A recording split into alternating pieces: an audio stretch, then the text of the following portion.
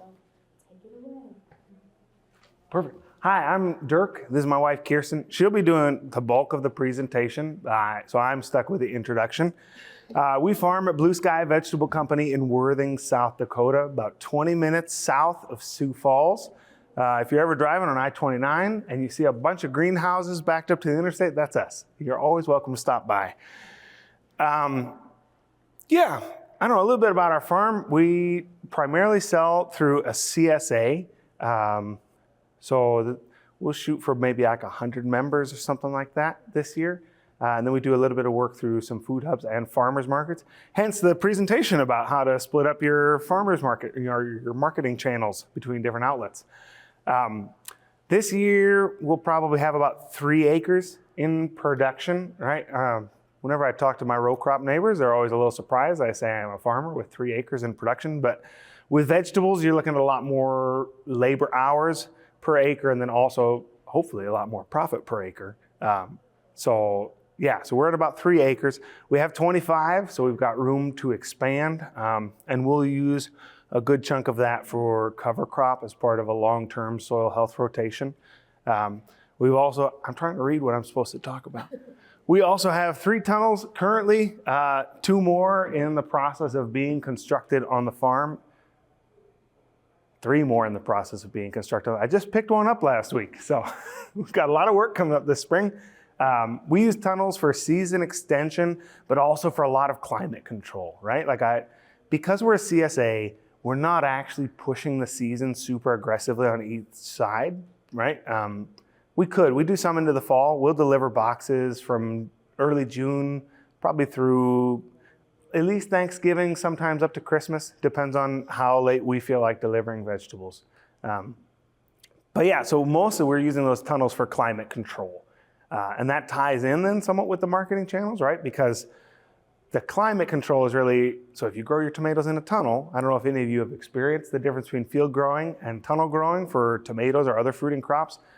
I mean, they look great. They're beautiful. And they really don't get so much weather damage, whether from wind or from pests or from rain at the wrong time that splits a soft fruit like a tomato or, all kinds of different things. So we are trying to use covered production to augment our field growing. That said, we're really a field-oriented farm. Our division of labor on the farm, Kjersten is the farm manager, which means she oversees all of the business side of the farm, as well as anything from harvest through delivery to customers. And I have taken on more of the role of field manager. So I do everything from greenhouse work in the spring all the way through field work and planting. And then I work on the harvest crew, but I am not in charge of the harvest crew. Differentiations are important so that you know who gets to make the decisions. Especially in a married couple. It's true, yeah. Also because that way only one of you has to be stressed at a time about, whatever's going wrong. Yeah, and we also have 2 young kids who sometimes help, but mostly not. You get like a good 4 minutes, 5 minutes of really good help, and then it's gone. Our son is really convinced he can fix tractors, and you have to watch it because he knows just enough that he can take stuff apart that should not be taken apart. All right, so we primarily market 3 different ways. So our primary one, as you can see, about 80% is through our CSA, which we actually call a farm share. And I can talk about why we do that in a little bit. And then this last year in 2024, we joined a food hub in Sioux Falls called Dakota Fresh Food Hub. So we did about 13% of our sales through that. However, that food hub has federal grant funds called the LFPA, which Local Food Purchasing Agreement, I believe is what it's called. And so through our food hub, we have been able to, the food hub purchases produce from us that they then sell to Feeding South Dakota. So we still get paid for that, even though it's more of a food donation. So that number is a little artificially high, just because about 50% of that was to the LFPA. And then finally, we do 1 online farmers market. So that's pretty much our breakout. We really are CSA farmers at heart. The other 2 markets are really because we have excess produce and need somewhere to go with it. So has anyone heard of the term CSA? Everyone? Good. Okay. So I don't have to go through it. We call ours a farm share just because that terminology, that acronym is sometimes confusing to people. And then also we really want to emphasize to our customers that they're sharing in our farm. So we pitch it as you're purchasing a share of our farm and in exchange you're getting vegetables. Kind of more of a back and forth relationship building with our customers rather than just purely transactional. Like Dirk said, we do deliver June through November around Sioux Falls. We have pickup sites. We also have home delivery. And one of the standout things about our farm share is that we are custom choice. So traditionally CSAs have been farmer choice. So that means the farmer decides what goes in each box every week. And we have done that. However, we found that it was challenging both on our end and the customer's end, because then they have to deal with a box of produce that they might not like or may not know what to deal with. And so we switched. We were managing a different farm before Blue Sky Vegetable Farm. So we've been in custom choice farm share since 2020. And that is consistently one of the biggest sellers for our farm share, is that people go in every week and they can choose what they want. So last year we had 80 members. We're about at 80 members this year for signups, but we're hoping to grow that a little bit this year. And then another selling point for our farm share is that we try to emphasize community. There's a lot of disconnect from food and from farms, and so we have offered member events in the past as a way to bring our farm share members together so they can meet each other, and so we can build a sense of community around food, around farms. And so that picture in the top left is one of our farm share members named Joseph Robertson, who trained as a chef, and so he has led several cooking classes for us, for our members. And just for context with the events for the community, so last year I think we shot for about an event a month. Right, so we're trying to do them on a regular basis, because we know that between the custom choice box and offering delivery to pickup sites or homes in Sioux Falls, you don't get the same face-to-face contact with your customers. And so we're really trying to find alternative ways of building that community, because one of the things we've seen, right, as we talk about market channels, the CSA or farm share is far and away the most resilient channel to shocks, especially on the farm level, right? These people are invested in Blue Sky Vegetable Company. They're not going to a grocery store. They're not, walking through a farmer's market where there are 5 or 6 or 7 different vendors. Like, they're invested in our farm. So when we have a crop failure, it's problematic, but also like they are the most supportive. Like, they are not going to just, well, we'll go somewhere else. Like, they're there, right? Yeah. So we really emphasize with our members like shared risk and shared reward, right? So like when we risk something, right? When we have a crop failure or crops that don't come in as heavily as you'd like, or the grasshoppers wipe something out, because we live in South Dakota and the plagues are real here. So we can talk to our members about that, and they, because of this foundation of community we've built, they are invested in us just as we're invested in them. And then the shared reward comes through in the same way, right? Like when we have a good year for tomatoes and we've got more tomatoes than we know what to do with, we can invite these people who are not just random customers, but who are members of our farm community. We say, hey, come on out to the farm, like feel free to pick. We can wander through the field and pretty much greet everyone by name. And that's really the kind of customer experience that we wanted for our farm, right? We wanted a farm that wasn't just producing food, but that was building that community for people and creating a place where they could come and feel like they understood where their food was coming from. Okay.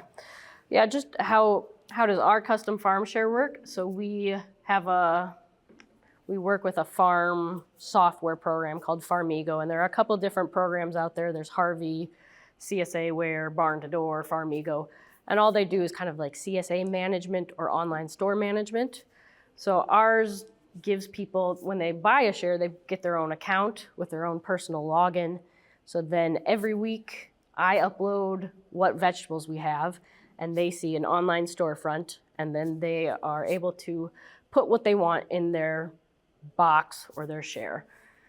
And so this person has a small share, and you can see that there. So they have 6 credits. So that means they get 6 vegetables a week. And then we have a standard, which is 10, and a large, which is 14. But we see really that small shares are probably our biggest seller, followed by the standard, then large. Probably because a lot of our customers are couples or maybe families where their kids don't eat a whole lot of vegetables. Yeah. Because I'll forget these. That's all right. So in this kind of a platform, do people have to pay a subscription model? Nope. Okay, so but do you have, who pay, someone has to pay? We do. Who pays for the software? Yeah. Yes, we do. So you pay a subscription and Yep. then the customer gets it for free? Well, the Yes. customer gets it as part of the service, right? Yeah. Part of the Yeah, service? no. So they're buying a box from us, and then I think we pay 2% of total sales per week to the software for the use of the software. So that 2% is just, we assume that as a built-in cost when we're figuring out our cost of production. It's part of their subscription to the CSA? Yes. Yep.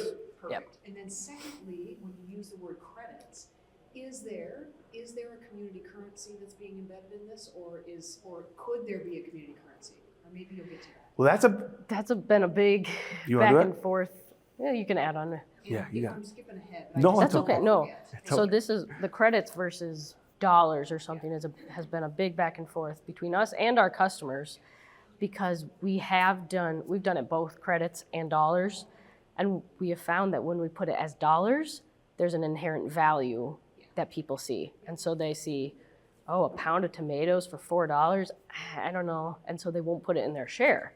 And I've had people tell me, well, I never bought your cucumbers because I could get them for cheaper elsewhere. So I would just buy the more, the quality part. And so last year we just switched to credits because we wanted to take the monetary value out of it.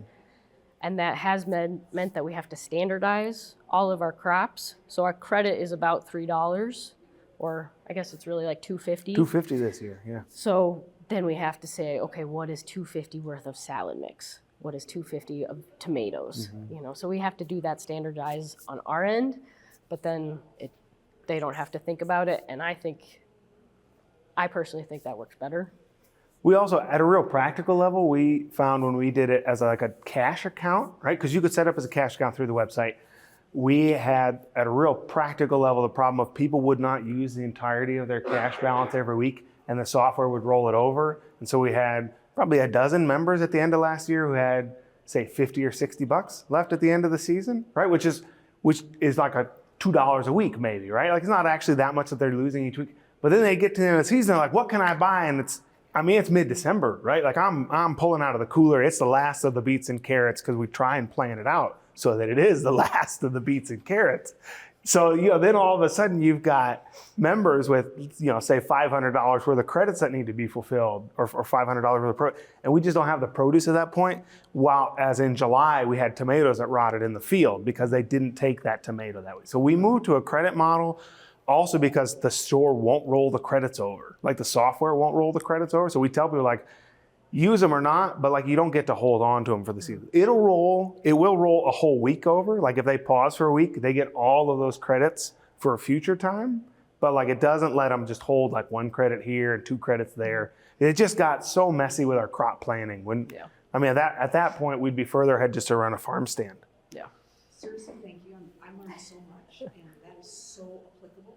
And thank you for. Yeah. No, it's fine. We're happy to. Yeah, go ahead. I don't know if you'll get into this, but I'm curious if you guys do any value-added products. I don't know if is that in your presentation? No. I don't think it is. We've kind of moved away. So early on in our farm career, I've always liked canning. Yeah. And so I would can up salsa or jelly or whatnot and just offer that. Or even hot sauce. I've made a lot of fermented hot sauce from our hot peppers. But as our farm has gotten bigger, that is more cumbersome because then you have to have so many more cans of things. And so we've moved away from that.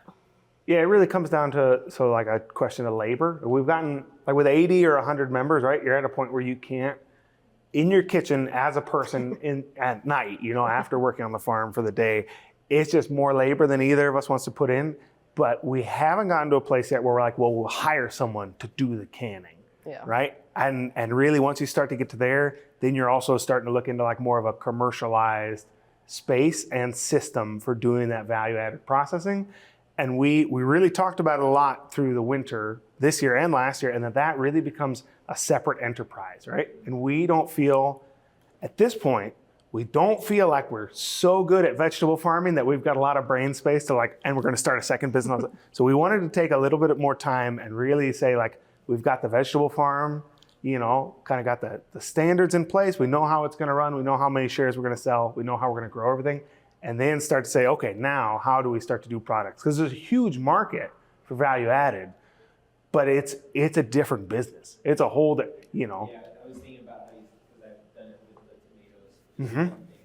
Right, so right in the field, that's okay, we're going to do sun-dried tomatoes. Mm-hmm. And just have that as something that's offered later in the season or the beginning of the next season. Yeah.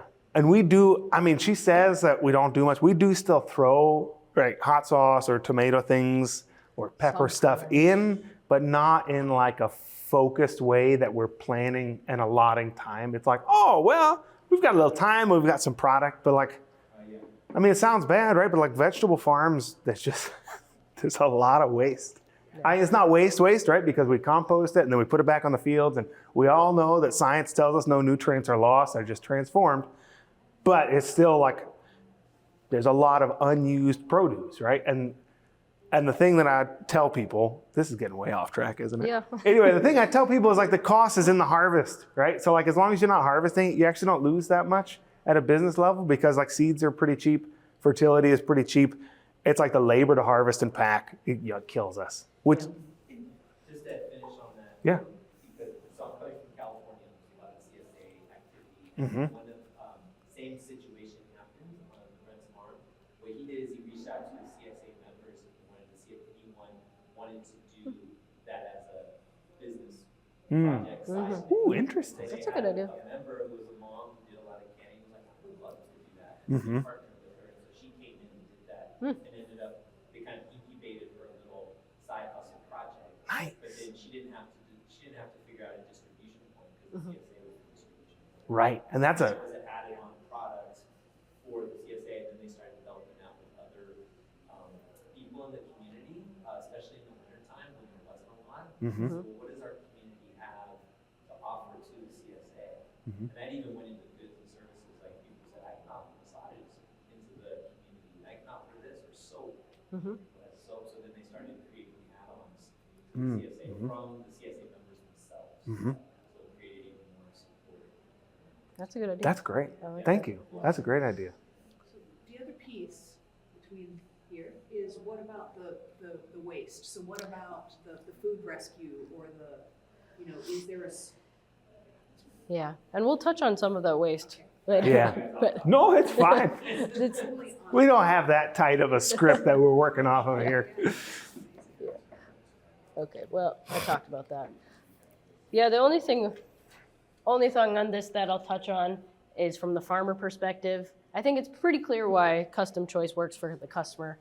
For us, it takes some of that pressure off of us. So if you have 100 members, you need 100 pounds of tomatoes every week. And sometimes that's not how crops go. So with our custom choice, if we have 100 members, but they're just starting to come in and we only have 50 pounds of tomatoes, we put that on, and then whoever gets those 50 pounds gets them. And so it takes a lot of pressure off of us. And that's really why we love the custom share too. Yeah, and take some of the blame off the farmer, right? Because then, not the blame, but like we used to have customers who'd be upset that they didn't get tomatoes in their box, particularly because we didn't have enough for everybody or didn't have enough for them. And then once you say, well, if you it sounds a little cutthroat, right? But like once you say, if you log in fast enough, you'll get them. I mean, A, it means that we probably get 80% of our customers customized within the first 15 minutes of the email coming out. But then B, so then it's no longer like it's not the farmer's fault for not growing enough. It shares some blame with the customer for like, oh, well, I guess I could have logged in quicker. Next week I'll get them. Yeah. You want to talk about this? Sure. So we are also members of Dakota Fresh Food Hub, which is a cooperative, a growers cooperative in Sioux Falls. We service Sioux Falls, Brookings, and some of the surrounding areas in southeast South Dakota. Our exact area of service depends on who's asking to buy produce. So for us, we do both retail and wholesale sales through Dakota Fresh. The retail side is pretty new for the Food Hub. The wholesale is pretty well established.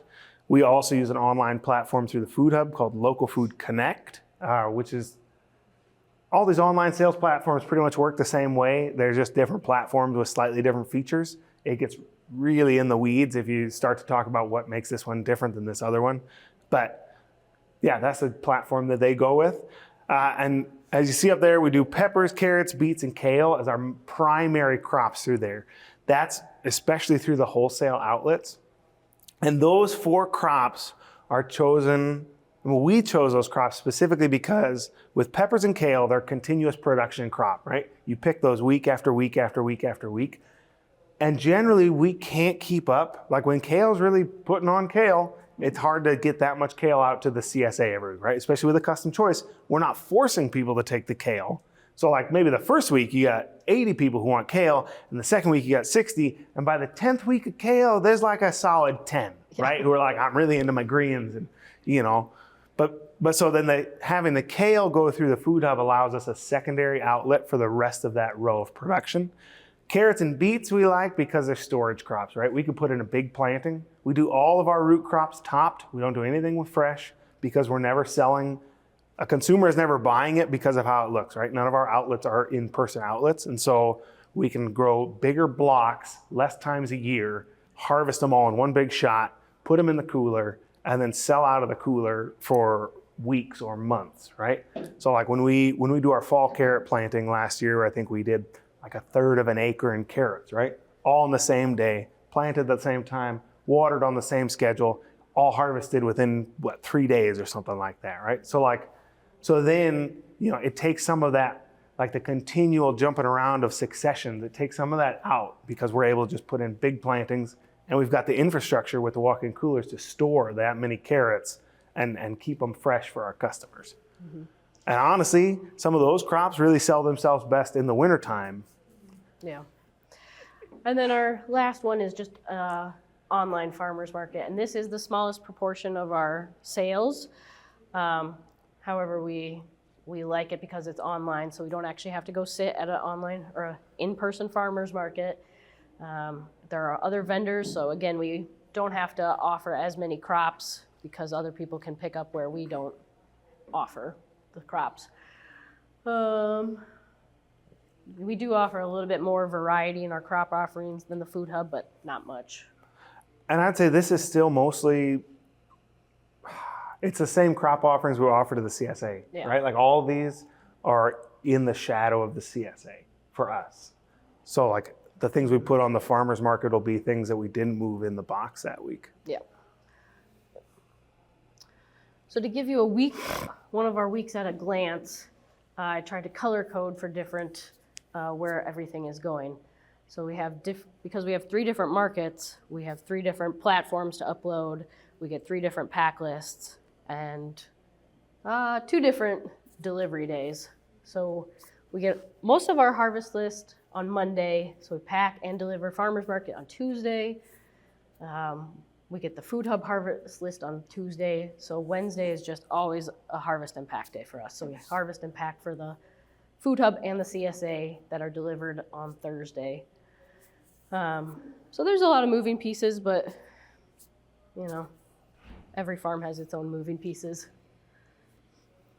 So here's the food waste is one of the things we like about all 3 of these systems together is we have very little shrink or food waste. And we might have a little bit of food waste in the field, but if that's tilled under, we don't necessarily view it the same way. But because all 3 of our markets are harvest to order, pack to order, we only ever harvest what we have already sold. Mm-hmm. So we can really dial in on different amounts of crops. So like arugula, we really only sell half a bed's worth of arugula per week. So I don't need to have a full bed every week. I need to have a half a bed. So then we're able to be a little bit more efficient with our plantings.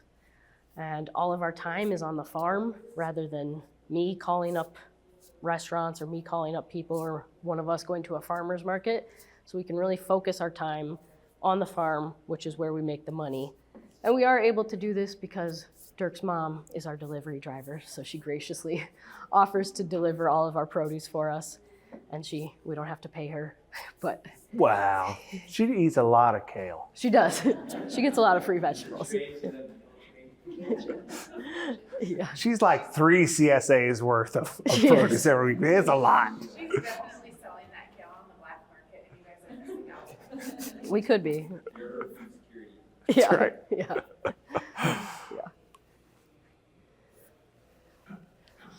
I'll take forecasting. As I say, that's your deal, man. So one of the challenges with our system is I have to be really good at forecasting what we have available.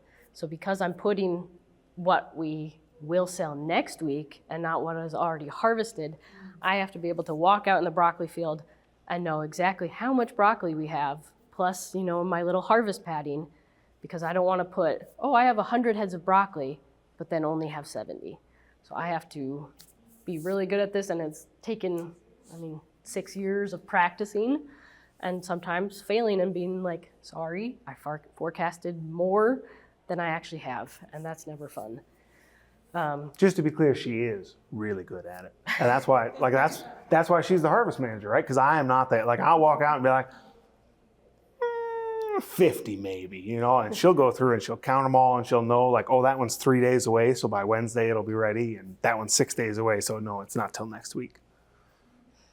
Yeah, and keeping yield or records of how your crop yields and knowing the basics are really helpful too. So it's always good to keep records on farms, even if it's not easy. You want to talk about packaging? Sure, yeah. The other thing is we, for the most part, except for our wholesale channels, we've really tried to move to all the same units so that as we're packing, we don't have to remember, this unit is going to farmer's market, this unit's going to the CSA, and this unit's going to the food hub.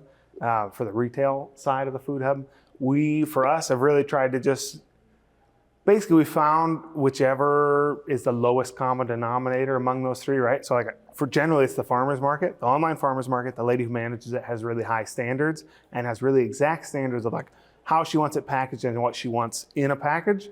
And so it was easier to move everything onto that procedure than to try and train either ourselves or employees on like, okay, so for this time we're gonna do this and for these we're gonna do that. So then we'll just make a big list of all the outlets, pack them all in one shot, and it'll be like, we need 156 bags of salad mix, and it's all the same bag of salad mix, even if it's going to 3 different places. Also, then we can buy packaging in bulk, which is always nice because you get it for a little bit cheaper that way, and then you burn through it a little bit quicker, so you're turning over your inventory faster. Quick question, do you guys package everything for the CSA yourselves, or do they participate in the packaging? No, so we package it all on the farm. We've got a couple of members who come in and trade for vegetables by doing some of the packing, but it's all like boxes either delivered to homes or delivered to drop sites. So nothing that's a farmer's market style pickup. Mm-hmm. I've always wanted to do a farmer's market style pickup, and unfortunately, like it's 2025, and that's not what our consumers at least seem interested in. We've offered people for years a discount if they come pick up at the farm, and still we get like 2 people who pick up at the farm, right? Like people are willing to pay the extra to have it brought to them. They're willing to pay even more to have it delivered to their house. Like, I'm cheap, so I would go to the farm to pick it up, but clearly my customers are like, it's fine, pay the extra $5. Do you guys do a market too? A farmer's market? Yeah. Nope. Not in person, just the online one. Mm-hmm. Yeah, so for our custom share, we get a pack list for everyone's individual box. So I place all the vegetables in order that they are on the pack list on a table, and then we just go by and, pack each box. Mm-hmm. And it's by this point, I think we're, maybe a minute a box, maybe less. 80 seconds. 80 seconds? No, it's like 80 seconds. I figured it out one time. Yeah. I get really bored when we're packing boxes, so I have a lot of time to do math. Yeah. So with our system... This is why she's the harvest manager. With our system, we have also had to prioritize who gets the vegetables. So our first priority is always our farm share customers. And that's because they've already bought in. We want to keep that relationship in a share kind of sense. And they, like the shared risk, shared reward, they get the rewards first. So we always prioritize any vegetables and we offer them to our farm share first. And the second is wholesale customers because they are buying in bulk. So we're able to move more and make a little bit more that way. And third, our retail customers are the bottom of our list, but because we're doing like an online farmers market where there are more vegetable vendors and we are doing the food hub where there are more vendors, it's okay because we're not the only ones who are contributing to those retail customers. They're able to purchase from other people, so they're not entirely dependent on them. Well, one of the other advantages of diversifying our sales outlets is we can spread out when we get the money. I'm sure you're all aware, I guess I'm not sure you're all aware, some of you at least are aware, and I'm about to make the rest of you aware, that for vegetable farmers and for most farmers, like 80% of the money goes out in the spring, right? There's seeds and there's fertilizer and there's packaging for the year ahead and there's bulk fuel because it's always cheaper to buy it in bulk than to buy it one tank at a time. And there's, you know, all these other things. And like, so we do a month-to-month cash flow. And I'll tell you, by April, like that's most of our expenses for the year are done. So for us, the CSA is really important to get that big influx of early money so that we don't have to take out an operating loan, you know, and have interest payments, but more importantly, like, so that we are not dependent on finding financing and finding a financial institution that's like, yeah, I'll work with you, because vegetable farmers are weird, right, man? Vegetable farmers are weird everywhere, and they're especially weird in South Dakota. And so we really rely on the CSA for that upfront capital. But then honestly, like that's it, right? And I can say the first year we did a CSA, I did not understand that. And you know, we got to August, and there's no income coming in, right? And you're like, I've still got bills to pay, and I may have overspent in the spring, and now it's all gone, you know? And so by having the food hub and the farmers market, we're able to get, not supplementary income, but like we're able to keep a little bit of cash flow going throughout those summer months. Like you saw on the breakdown, right? It's like 80% CSA and 20% everything else. So it's not the bulk of our income coming in late, which is fine because that's not the bulk of our expenses, but it's enough to keep paying for the coolers to be running. It's enough to keep paying for if we forgot some seeds and we need to get some more seeds. It's enough to keep paying our employees through the summer, you know, and that allows us to try and level out some of that financial stress so that we don't have to be exceptional budgeters in the spring, because we can always try and sell a little bit more in the fall to make up for it if we have a shortcoming. Is there anything else you want to share about that? Okay. The only thing to consider is, so the food hub and the online farmers market both take a 30% cut of what the price is. And they take that cut because there's a sales manager at the food hub and the market manager at the farmers market who are both doing marketing throughout the week. So they're finding the customers, they're emailing them. And so they take that 30% cut to support what their job is. And that seems like a lot, but then we could just count that as a marketing cost that, you know, we don't actually have to put any time in. We've increased some of our prices to cover a little bit of that, but that is enough of a benefit for us, them doing their job, that we are fine taking that cut. Which, to be clear, means we've put a lot of work into figuring out our actual cost of production, right? I need to know how much I need to make per kale bunch so I can know what we can afford to sell that kale bunch for, and you know what that 30% cut means. So like for example, a bunch of kale costs us about 70 cents a bunch to produce. That's direct field costs, right? So then I think, at least what we've talked to with business people, like the rule of thumb is to double that, and that's what you need to make to cover all your overhead stuff that's not in those field costs. So as long as we're making $1.40 a bunch on kale, we're fine, right? And so we can go to the food hub. The food hub sets a price across the board for all producers. So we can look at their price, we can see what that means is gonna come back to us, and then we can assess, okay, we can sell kale, or we can look at like leeks, which we also figured out our costs on and say, oh, never mind, we're not gonna make any money selling leeks at that price, so we just won't, you know? So we can choose, because of some of those fiscal realities, right? With the CSA, you kind of gotta grow stuff as almost as a loss leader, because you're really selling a product as a whole, not specific items, right? Yeah. And because we have those 3 sales outlets, we are a little bit more risk resilient. And I put this picture on because this was right after the flood last year, and where we got 18 inches in 2 days. So just a reminder that. Well, and that was a perfect example, right? So we canceled the CSA that week because we weren't sure what was going to happen to the crops, right? Like 18 inches of rain was a lot, and we're like, oh, who knows what's going to survive and what's going to die. But then so the next week, because we'd canceled the share, we had a bunch of produce and we didn't know what to do with it. So thankfully we were able to go to like the food hub and really have like say, hey, we've got all this Swiss chard. Do you know anybody who'd want it? And they were able to work their connections and say, oh yeah, we can get rid of that Swiss chard for you. And so then that allowed us to avoid, even though having a moment of risk, we were able to avoid losing all those crops and just, saying, well, I guess it flooded and we didn't take that week of production.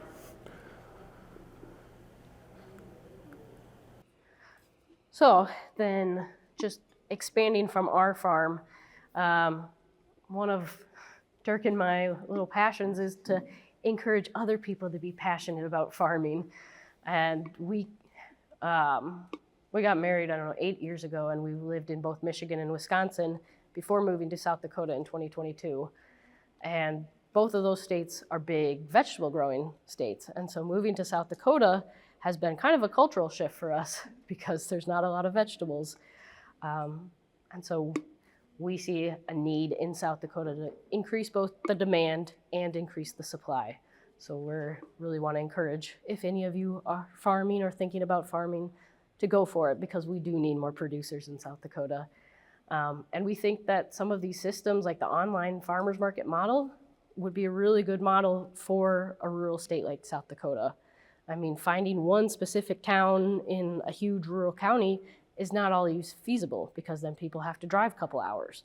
But if you could do an online model, that would be a much better situation for our state. Yeah. So for instance, in Wisconsin, we sold to a county-wide online farmers market that serviced somewhere between 10 and 15 towns a week, right? And so none of those towns would have justified having a farmers market on their own, but we put them all together. And I think as a farmers market, we were doing, $10,000, $20,000 in sales a week. Like it was a great market for the growers who were there because it was collating that many different customers and then bringing all the orders into one place, packing all at the same time. So yeah, I think alternative market models like that really have a place in rural states. Yeah, and then, there's only one food hub in South Dakota, whereas the surrounding states, like for instance, there are 10 in Iowa. And I know Iowa has more of a population base than South Dakota, but it just speaks to that there is potential for growth to happen in South Dakota. So we hope that you would also shoot for that growth as well.